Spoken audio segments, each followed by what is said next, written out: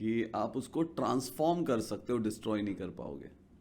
So that is gold. कि शायद दुनिया में किसी भी गारमेंट में आज तक चिप नहीं है, तो वी कैन स्कैन इट. वो किसका है, उसमें कितना गोल्ड है, या उसका नॉमिनी कौन है. आज भी अम्बेडकराइट बुद्धिस्ट को एक अलग निगाहों से देखा जाता है. आप अगर प्रॉपर महाभारत आप पढ़ेंगे तो आपको कहीं पर राधा का उल्लेख नहीं मिलेगा. केम इन इंडिया, ये भारत का है. औरतों को रिस्पेक्ट देना ये भारत का कल्चर है, ये कोई यूरोप का कल्चर.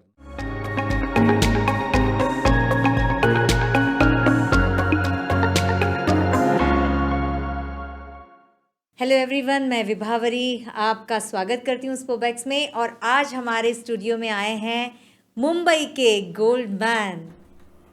जी हाँ, आप सही समझे हैं, रोहित पिसाड़. रोहित पिसाड़ जी का मैं यहाँ पे वेलकम करती हूँ. रोहित जी, जय भीम. जय भीम, मोस्ट वेलकम. गोल्ड मतलब स्पेशली लेडीज के लिए. तो सर, गोल्ड में आप जो ये बिजनेस कर रहे हैं, मतलब क्या सोच के आप गोल्ड एक बिजनेस करके आपने चुना है सर? गोल्ड को मैंने हमेशा गॉड एलिमेंट या बुद्धा एलिमेंट कहा है. ओह, क्योंकि आप गोल्ड को डिस्ट्रॉय नहीं कर पाते. गोल्ड सालों तक रहता है. आप उसे किसी भी गंध में डालें या कहीं पर भी डालें, गोल्ड गोल्ड ही रहता है. जैसे एक बुद्धा एलिमेंट हम कहते हैं उसे, कि आप उसको ट्रांसफॉर्म कर सकते हो, डिस्ट्रॉय नहीं कर पाओगे. So that is gold. और अगर जैसे आपने कहा कि मतलब जो औरतें हैं जी. मतलब क्या होता है ना, बेसिकली मेरा बैकग्राउंड जो मेरी पढ़ाई है, I have done my MBA in marketing and specialize in marketing. जब हम किसी प्रोडक्ट को देखते हैं तो जब तक आपका डोपामिन हिट नहीं होता वो प्रोडक्ट बिकता नहीं है. मतलब जब तक आप टेम्प्ट नहीं होते हो, मतलब डोपामिन को हिट करना मतलब. और गोल्ड को देख के हर कोई टेम्प्ट हो जाता है. It's not because it's very attractive. शायद औरतों को ये पता है कि बुरे समय में यही मेरे काम आएगा, मुझे कहीं हाथ फैलाने नहीं पड़ेंगे. आज अगर मैं गोल्ड में इन्वेस्ट करूं तो शायद किसी बुरे वक्त में ये मुझे काम देगा. So it is one type of investment. जी. So it's not just कि it's a show off. It is not show off, but it is an investment, and it is one of the rarest element. That's why it's expensive. जैसे आप देखें कि आप if you see water बहुत जरूरी है, या तो खाना बहुत जरूरी है. तो अगर आप गोल्ड देखोगे ना तो खाते हो ना पीते हो, but it is rarest. So it is very tempting also. मैंने यही सोचा है कि इस गोल्ड को जैसे कि अगर मैं 30 मिलीग्राम का इन्वेस्टमेंट जो एक अगर हम करूं तो उस 30 मिलीग्राम में मैं कुछ भी नहीं बना सकता. अगर 1 ग्राम में भी कुछ नहीं बना सकता, मगर मैं 30 मिलीग्राम के आपको कपड़े बना के दे सकता हूं, जब मतलब थोड़ा थोड़ा करके जमा कर सकते हो.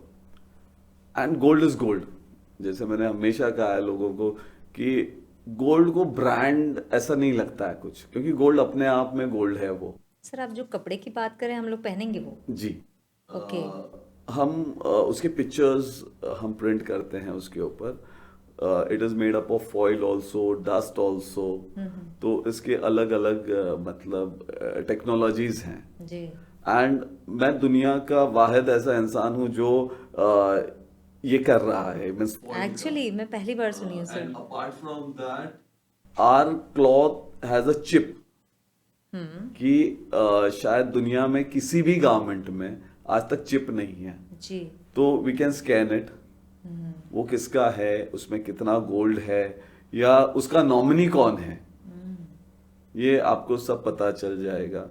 Apart from that we give you one liquid also. If you want to extract that gold in your house also, it's very easy to do it. वो भी हम करने को आपको बता सकते हैं.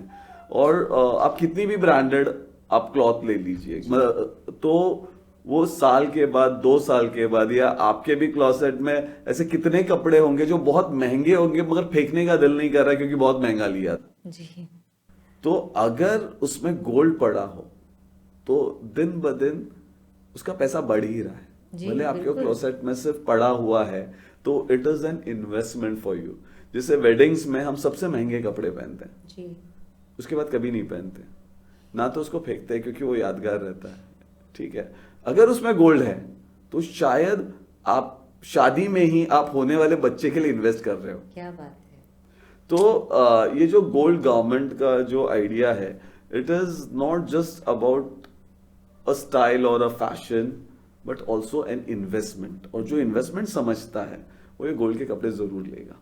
जैसे आपने अभी बताया कि आप एक लिक्विड भी साथ में देने वाले जी। हैं जिसमें, तो अगर वो कपड़े फट जाते हैं या Yes, खराब yes, हो yes, जाता yes, है वो yes, कपड़ा, yes. तो पर्टिकुलर जो गोल्ड उस कपड़े पे है तो हम एक्सट्रैक्ट कर सकते हैं यस वहां से। Yes yes yes, you can do it at home. और सर आपने ऐसे बोला है कि वो कपड़े में चिप लगी हुई है, जी। तो क्या हम उसको कैरी कर सकते हैं अगर हम लोग फ्लाइट में जा रहे हैं तो या कोई या प्रॉब्लम तो नहीं आएगा उससे, कोई not at all, scanning not and at all, all? Not at हम ऑल। अपने कंट्री भी चेंज करके जा सकते यस, हैं तो कोई not at security all. Purpose? और मतलब उसका भी कोई प्रॉब्लम नहीं होता है। अपार्ट फ्रॉम दैट आप उसे धो सकते हो, ये सारा वाटर प्रूफ है।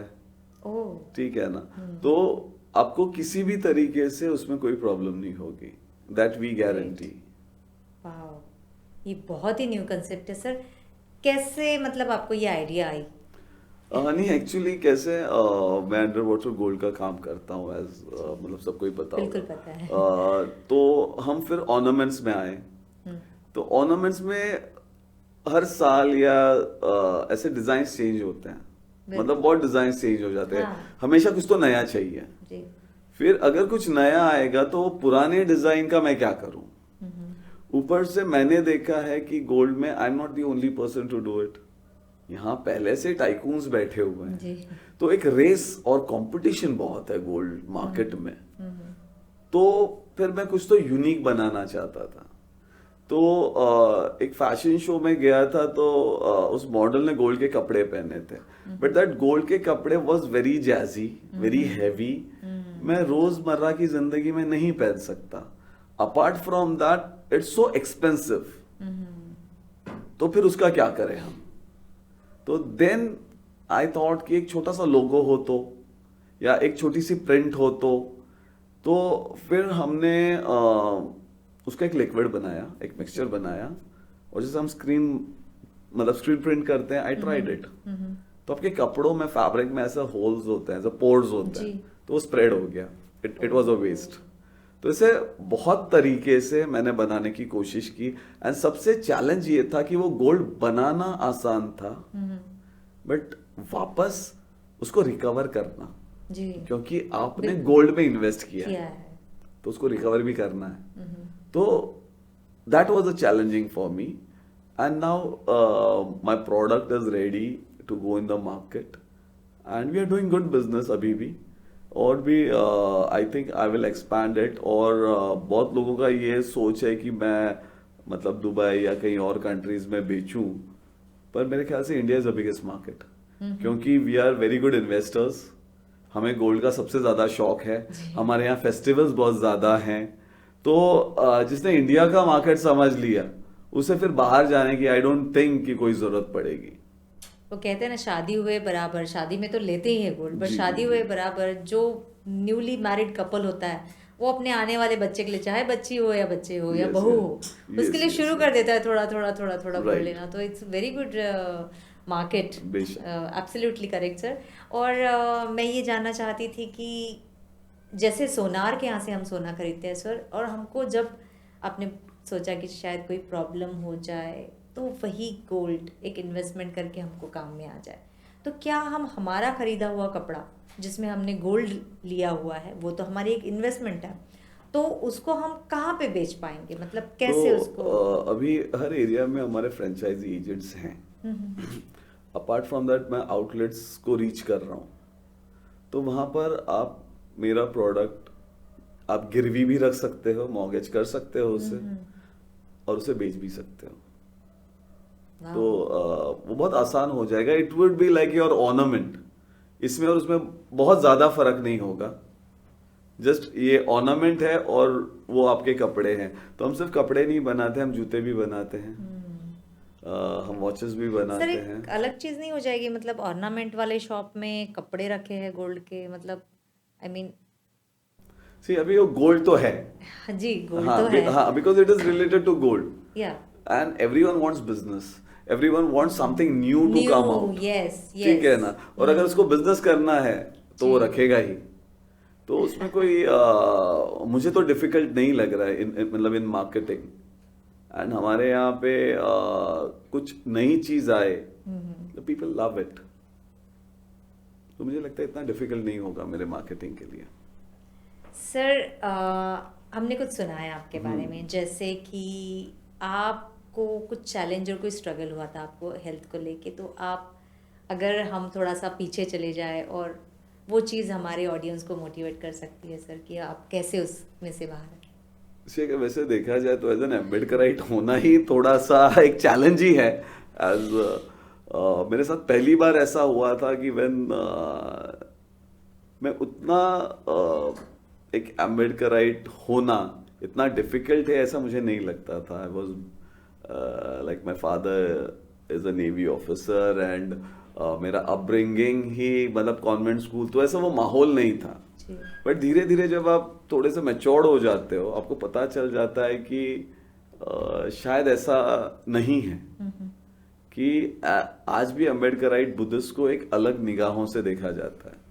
तो मेरा पहला एक ऐसे कुछ हुआ था ऑन खैर लांजी।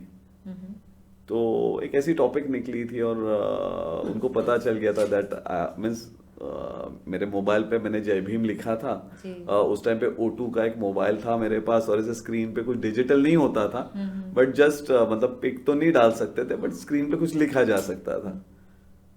तो उसके ऊपर मुझे कुछ टॉर्चर हुआ था और जब I replied back on that तो उसके बाद उसका इतना बुरा असर हुआ मुझ पर कि एक मेरे पर केस डाली गई थी रिगार्डिंग समथिंग एल्स। लाइक वो केस सॉल्व होते होते मुझे 7 साल लग गए।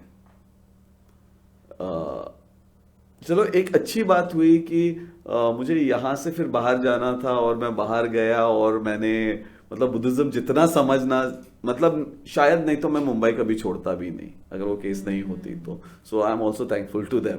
फिर जब मैं वापस आया तो the same day it was dismissed also, एक बटन मिल गया मुझे। उसके बाद में अगेन लाइक मैं थोड़ा सा मेरे स्टेटमेंट्स बोल्ड होने के कारण I am always targeted, not from non Buddhist but जो हमारे लोग भी हैं जी इनको मैं बहुत चीज़ों पे खटकता हूँ क्योंकि मैंने तो सोचा कि कभी कॉम्प्रोमाइज ही ना करें। और जैसे थाईलैंड आई वॉज शॉट उसी रीजन में, उसमें मैंने सरवाइव किया। उसके बाद एक अटैक हुआ यहाँ पर अंधेरी में जहाँ पे मैं 2 बिकॉज साल ऑफ योर तक स्टेटमेंट बहुत सारी ऐसी चीजें हैं चीजें जो हैं। आप अपोनेंट्स खड़े करते हो। ठीक है ना, क्योंकि आपकी एक व्यू होती है जो किसी को पसंद नहीं आती। तो इसलिए मैं बोल रहा हूँ अम्बेडकराइट होना बहुत डिफिकल्ट है यहाँ पर। उसके बाद एक अटैक हुआ मुझ पर तो मुझे पैरालाइज हो गया था। मैं 2 साल तक पैरालाइज, एक हाथ नहीं था और मैं कमर के नीचे वेजिटेबल हो गया था। अगेन उसमें भी जो सोवारिपा मेडिसिन हैं, it is Tibetan medicine, Buddhist medicine, कि 58 लाख खर्चा करने के बाद भी मेरे शरीर पे कुछ भी असर ही नहीं हुआ था। वो मैंने 18,000 या 16,000 भी ठीक से याद नहीं है उस मेडिसिन में, जिसमें 3 से 4 हजार कुरियर में लगे होंगे, उसमें मैं आज खड़ा हूँ। आज मैं मतलब दौड़ नहीं सकता हूँ बट मैं खड़ा हूँ, आई कैन वॉक प्रॉपरली। तो ये सारी चीजें आपके लाइफ में कभी भी हो सकती है। और एक अम्बेडकराइट जब वो बाबा साहब का नाम लेके आगे चलता है ना, तो साम दाम दंड भेद से उसे खत्म गुजरना भी किया पड़ता जाता है।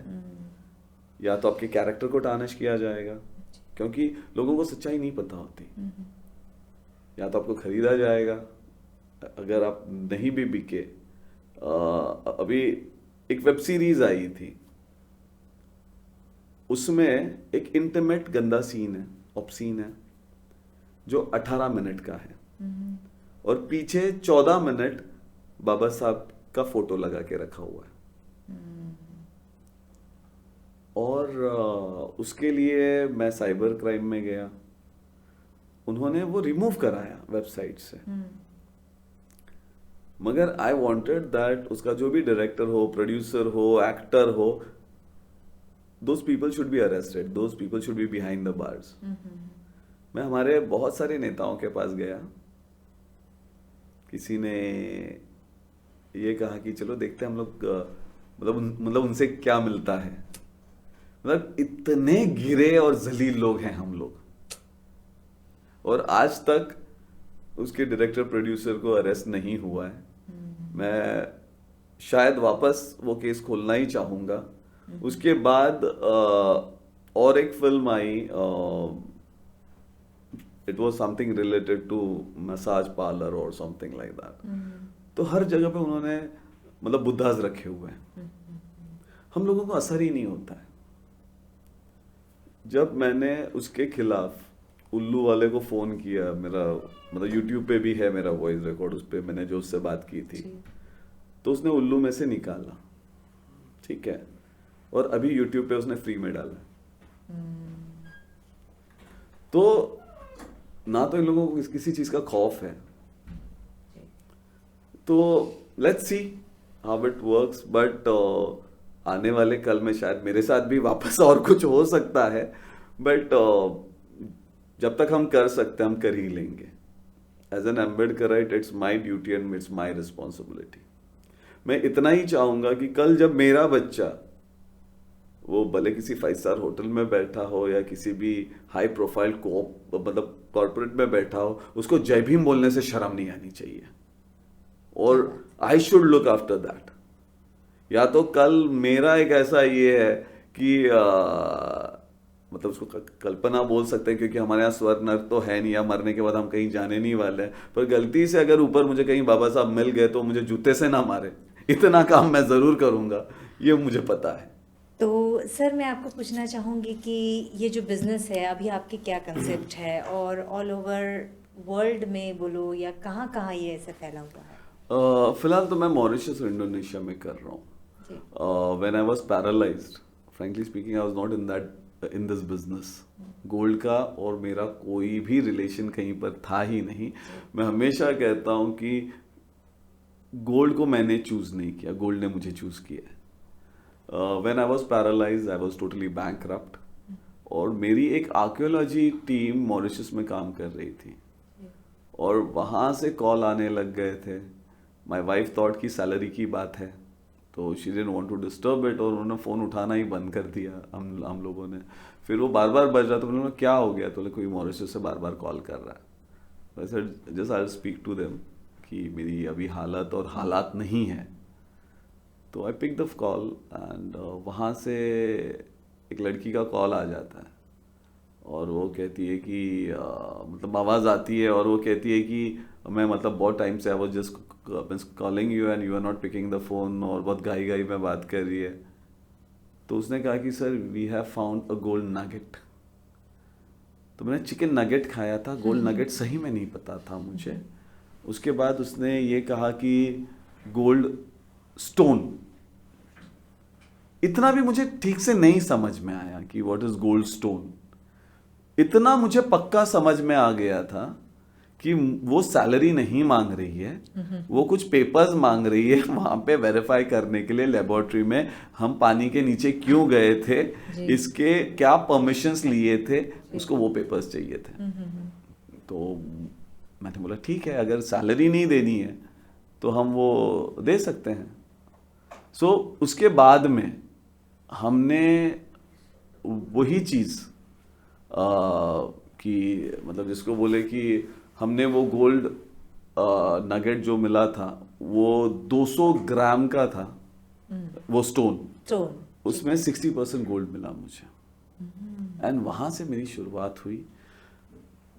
जिस लड़की का फ़ोन था मैं उसे कभी मिल नहीं पाया, क्योंकि मेरा पैरालाइज ठीक होते होते काफ़ी टाइम हो गया। She got married and she is now in US। वो वहीं सेटल हो गई, मेरी कभी भी मुलाकात नहीं हुई है उससे, पर उसका नाम सुशा था। She was a Russian girl, इसलिए मेरे कंपनी का ब्रांड सुशा गोल्ड है, क्योंकि आज जो कुछ भी मैं खा पी रहा हूँ, जो भी जी। मेरे पास है, वो सुशा के वजह से है। तो क्या उसकी बात याद में मैंने वो सुशा गोल्ड क्लोथिंग रखा हुआ है।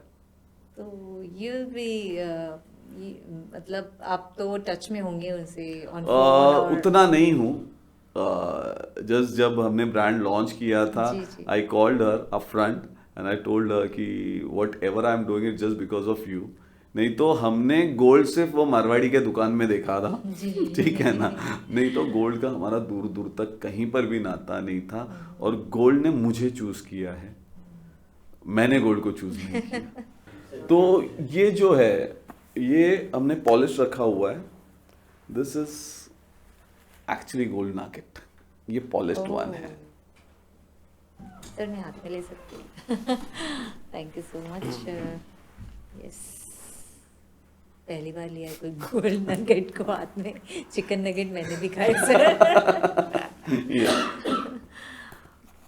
और ये माइन से निकलते हैं मतलब under waters under we work. तो सर ओवरऑल अभी आपकी कैसी टीम काम करती है उसमें, अंडर वाटर्स में कैसे क्या? तो अंडर वाटर्स जी, आज भी जी, हमारा काम चल रहा है, जी और बहुत जल्दी मतलब मुंबई में भी हमारा प्रोजेक्ट शुरू हो जाएगा।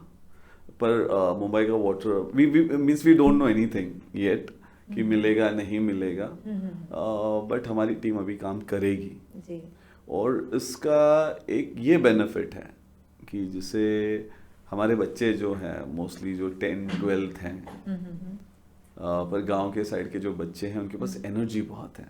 जी तो अगर हम उनको स्विमिंग की ट्रेनिंग दे दें, उनको हम जो सिलेंडर्स, जो मास्क ये दे दें, और हम गोल्ड के बारे में हाउ टू डिटेक्ट इट अगर ये बताया जाए, जी तो ये बहुत बड़ा रोजगार हो जाएगा, क्योंकि 82% वाटर है दुनिया में, तो जी। ज़्यादा रोजगार पानी के नीचे हो जाएगा। क्या बात। तो ये मेरी कंसेप्ट है कि फॉर एम्प्लॉयमेंट, कि हमारे बच्चे वहाँ जाएं और काम करें, और हम फिर जो गोल्ड पे ही काम कर सकते हैं अच्छी तरीके से। एंड वहाँ पे बहुत ज़्यादा आपको कंपटीशन नहीं है under waters, like all together they are 3 companies and एक उसमें का मैं हूँ, जी तो ज़्यादा कंपटीशन आपको है नहीं, बट इससे एम्प्लॉयमेंट आ सकती है। तो यही सोचा है कि मेरा फ्यूचर, जो मेरा विजन है, जी that I want to rule the sea. अगर मैं बोलूँ तो मतलब कोई ये नहीं है मुझे, I am not reluctant to say it, but employment के लिए ये बहुत अच्छा मौका होगा। तो आप कुछ अपना ट्रेनिंग कुछ स्कूल शुरू करने वाले हैं जी सर? बिल्कुल, मैं स्टार्ट कर रहा हूँ URS नाम से, अंडर वाटर रेस्क्यू स्क्वाड।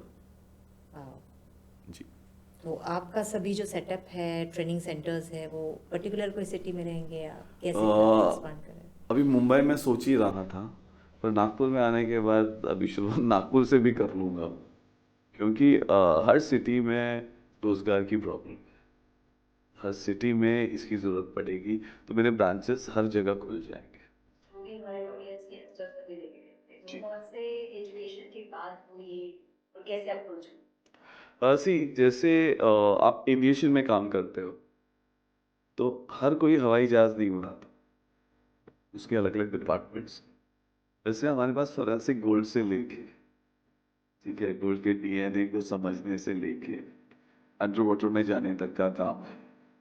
तो every department has different requirements. तो यहाँ पे अगर 10th फेल भी हो तो मुझे फर्क नहीं पड़ने वाला है, but he should be physically fit and mentally fit, because पानी के नीचे काम करना उतना आसान नहीं है जितना हम उसके लैंड पे काम रिगार्डिंग कर भी सकते फिर हैं। कोई ट्रेनिंग रहेगी? या बिल्कुल बिल्कुल, हमारी ट्रेनिंग है 8 मंथ्स का, हम कोर्स देने वाले हैं। वाओ। जी। और जॉब की भी गारंटी मेरे पास ही होगी, कि they don't have to hunt a job, कि अगर मेरे पास 8 मंथ्स तुमने काम किया है तो you will work with me. क्या बात है। यस। सारे यंगस्टर्स के लिए अभी लॉटरी खुलने वाली है, मुझे ऐसा लग रहा है सर। फ्रेंचाइजी के लिए कैसे आप अभी अप्रोच करेंगे? अभी मैं ये सोच रहा हूँ कि हर सिटी में एक एक मेरा फ्रेंचाइजी एजेंट हो। जी। मैंने फेसबुक में भी एक कहा था कि I am looking for an Ambedkarite Buddhist for the franchise.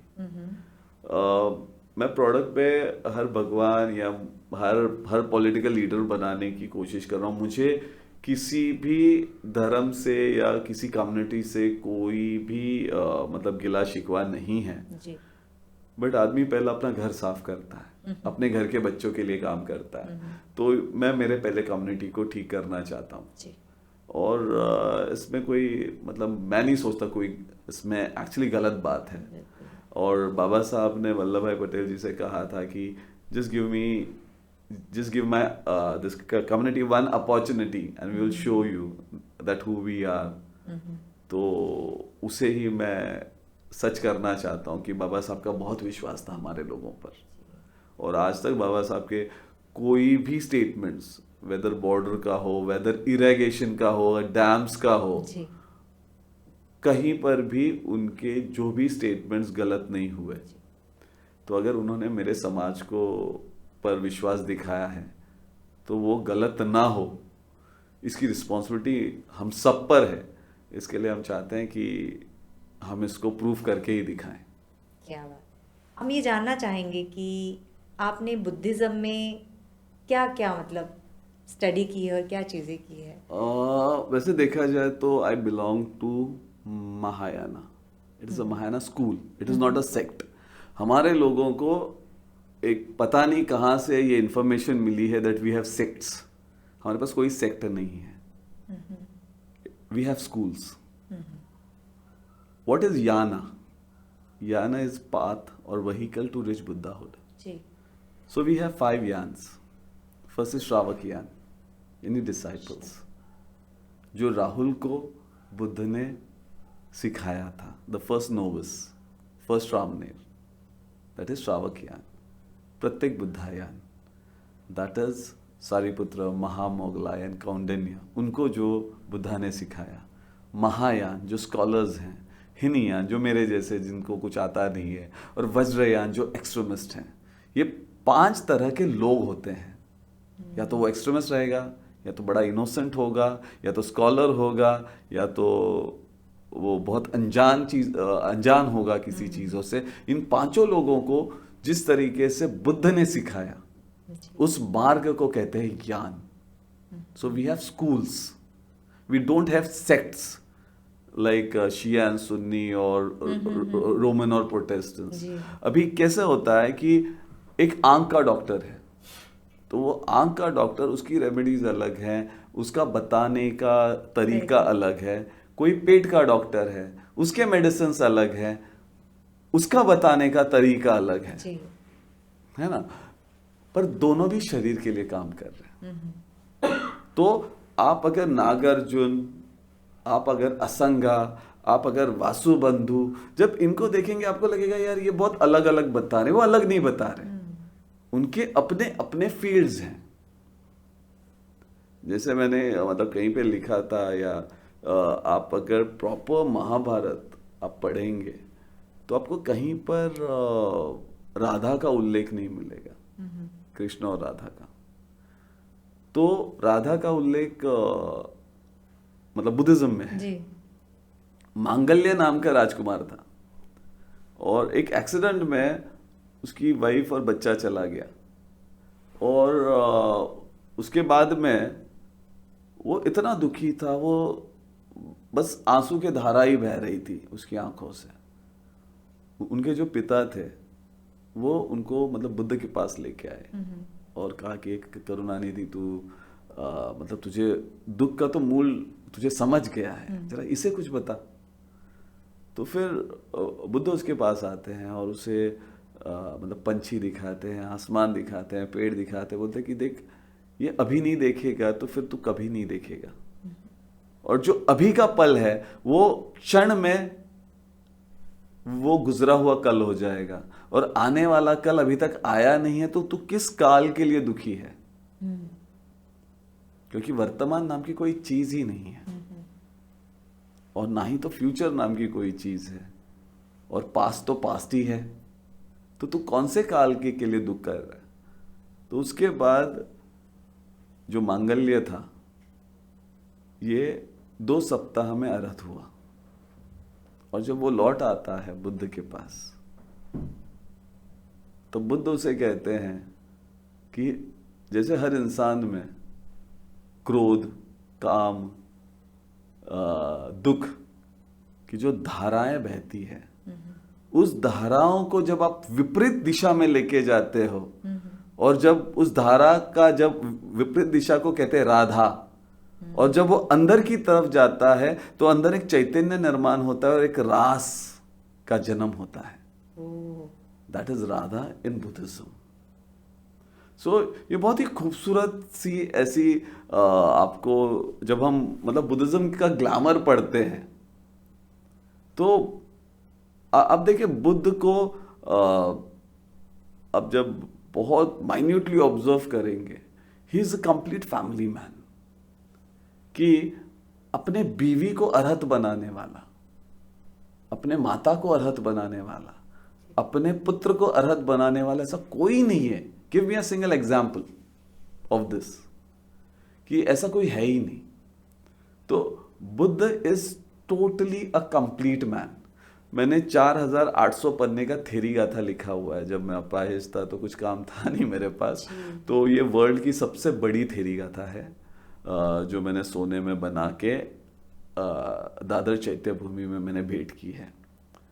तो उसमें मैंने बुद्ध के अर्थ से लेकर या संघ में औरतों को क्यों नहीं लिया, ये सब्जेक्ट बहुत ही कंट्रोवर्शियल है। हमारे लोगों ने इसका सही सही जवाब नहीं दिया है कि जब यशोधरा, महाप्रजापति, सारी औरतें जब बुद्ध के पास पहुंचती हैं तो आनंद को बताती है कि हमें संघ में आना है।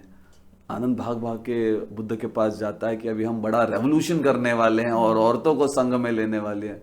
तो बुद्ध कहते कि नहीं ले सकता।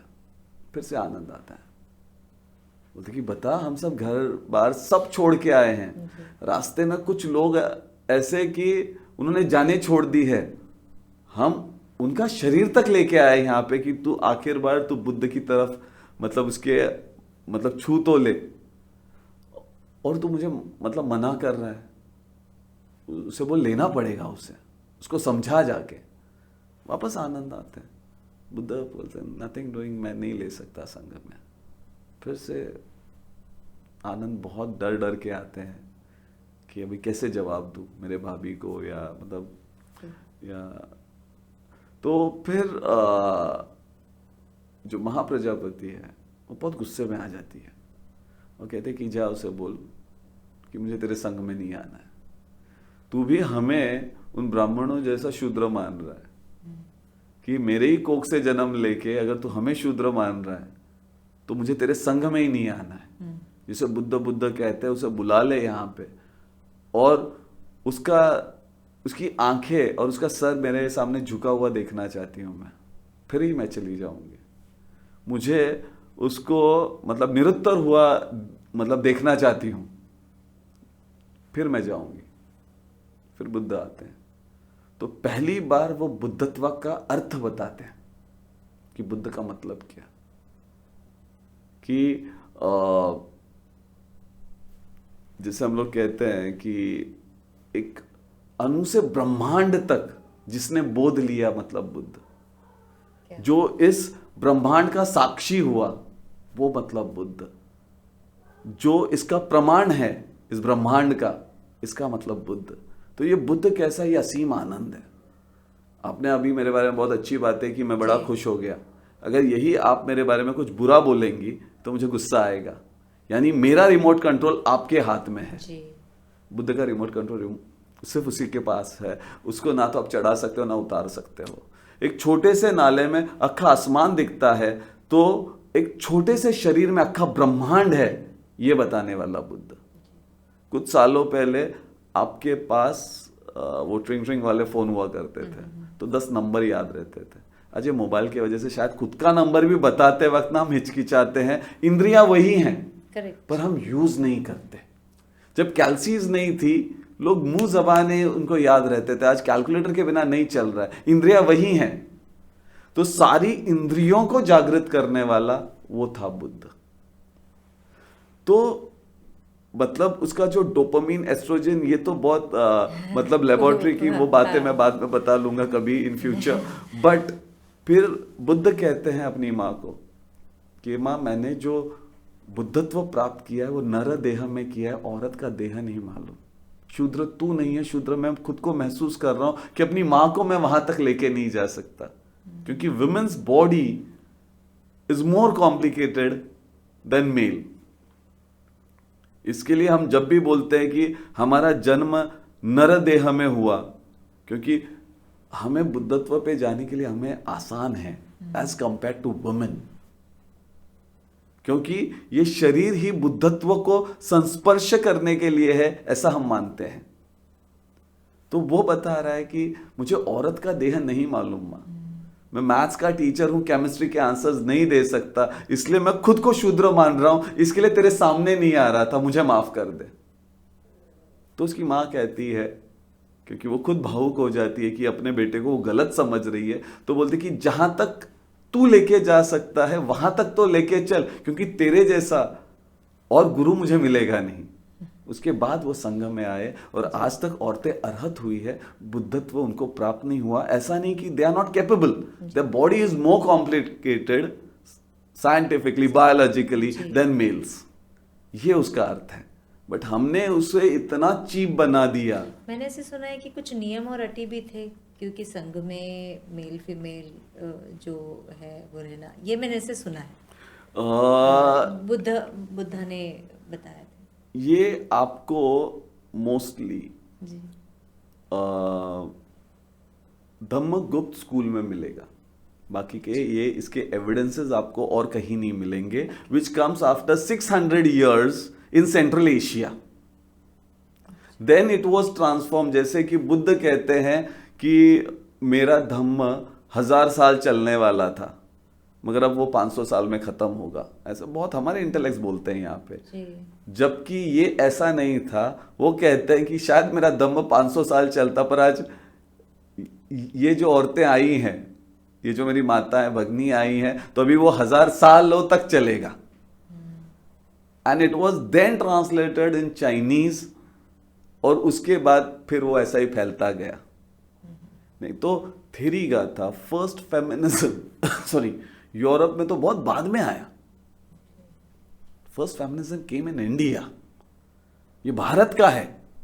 औरतों को रिस्पेक्ट देना ये भारत का कल्चर है, ये कोई यूरोप का कल्चर नहीं है। सो बहुत मिस इंटरप्रिटेशन हो चुकी है, बहुत मिस इंटरप्रिटेशन हो चुकी है। जैसे आप अश्वघोषा के सौंदर्यनंद पढ़ेंगे तो बहुत लोग उस पर ये कहते हैं कि नहीं, औरतों के बारे में गलत लिखा है। Yes, it is just a fiction, ठीक है। और वो एक कैरेक्टर के बारे में लिख रहा है, और वो कैरेक्टर क्या सोच रहा है। बट जब मैं किसी मतलब ब्राह्मण स्कॉलर्स को देखता हूं, दे पॉइंट आउट एट सौंदर्यनंद, आपको फिर पता ही नहीं है कुछ। और आप देखें बुद्ध को या बुद्धिज्म को, सारिपुत्र, महामोगलायन, ये ब्राह्मण थे। अजात शत्रु क्षत्रिय था, अनाथ पिंडक वैश्य था, और उपाली शूद्र था।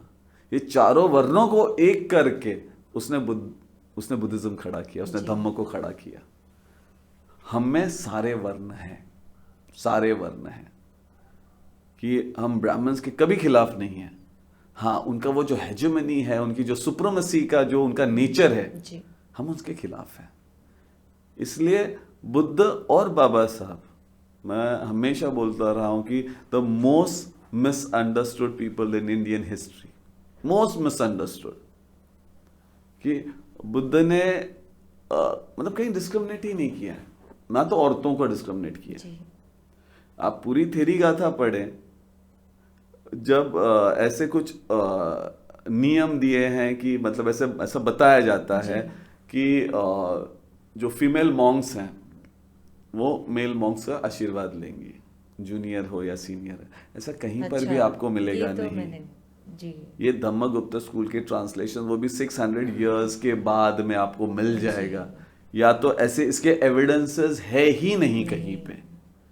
और ये कब हुआ था, जब ये सारी औरतें आई थी, तो उस टाइम पे आनंद हो, बुद्ध हो, ये सीनियर्स थे, जी तो उस वक्त पे इन्होंने आशीर्वाद लिया था।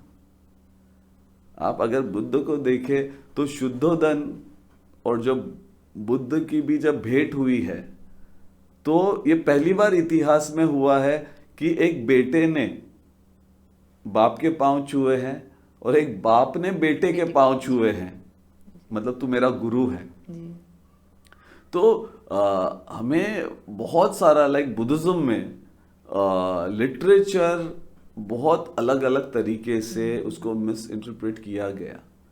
बहुत सारे लोग बोलते हैं कि संस्कृत में ये जो ये है अपना मतलब बुद्धिज्म के कुछ स्क्रिप्चर्स है, it is taken from Hinduism और ब्राह्मणिज्म वॉट एवर, बट बहुत सारे बौद्ध भिक्षु इंक्लूडिंग बोधि धर्मा, नागार्जुन, ये ब्राह्मण्स थे जो कन्वर्ट हुए, तो उनको कुछ तो गलत लगा होगा ना वहां पे, अश्वघोषा को भी, तो वहां से ये कन्वर्ट हुए लोग हैं।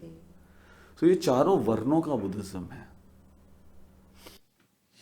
आपके साथ बात करके बहुत अच्छा तो लगा ही, बट साथ में एक नई एनर्जी भी लेके हम आगे बढ़ना चाहते हैं। और बहुत बहुत शुक्रिया, आपने इतना कीमती वक्त हमारे लिए निकाला, थैंक यू सो मच। और हमारे चैनल की तरफ से आपको बहुत बहुत शुभकामनाएं। आपके जो इतने अच्छे विचार हैं जो एक आर्थिक प्रगति ला सकते हैं, तो उसके लिए आपको आर्थिक जय भीम। धन्यवाद, जय भीम, और thank you very much for calling me and giving me opportunity to speak to your people, your followers, and thank you very much. जय भीम।